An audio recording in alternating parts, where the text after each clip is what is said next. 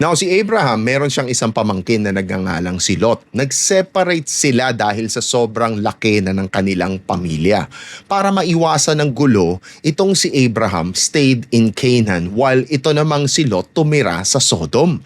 Both of them were considered to be righteous. But the problem is, si Lot tumira siya sa isang lugar na considered to be wicked. Kaya nga ito, ginunaw ng Panginoon itong lugar na to along with the people living there. But of course, before God did that, He rescued itong si Lot. The question is, paano siya nabubuhay dito sa lugar na ito? Day in, day out, nakikita niya yung kasamaan, no? Na-experience niya, naririnig niya.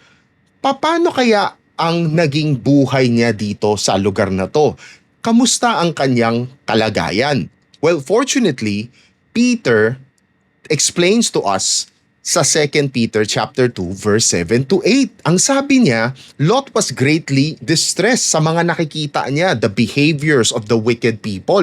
No, he was a righteous man. He lived there every day and it was tormenting his righteous soul. Every time nakikita niya yung kasamaan ng mga tao, every time na narinig niya. Now, the thing is this, I want you to put yourself in His shoes and then you go back doon sa Lord's Prayer o di kaya yung Disciples' Prayer. That part where it says, Thy kingdom come, Thy will be done. No? Because that's gonna help us have a better perspective of what that means. You see, as a believer, maintindihan mo that there is a sense of frustration. When you see everything that is going on sa paligid natin, you can sense na although sometimes umu-okay, but at the end of the road, it's gonna get worse and worse. And things are not gonna get any better from that point on until bumalik ang Panginoon. So there is a sense of frustration with what's happening, no? But at the same time, there is hope. There is a yearning for God to come back soon to carry out His plan to restore everything, to build, to establish His kingdom so that we could be with Him.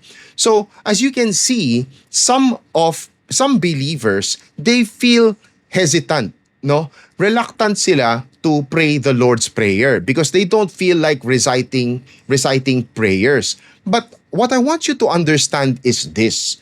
The Lord's Prayer, pinag-isipan tong maigi ng Panginoon bago niya itinuro sa mga disipulo.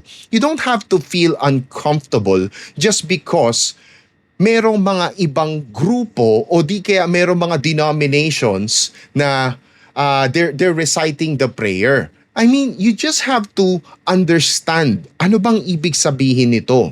There is nothing wrong with reciting a prayer if it helps you better communicate yung gusto mong sabihin sa Panginoon. And with that, God bless.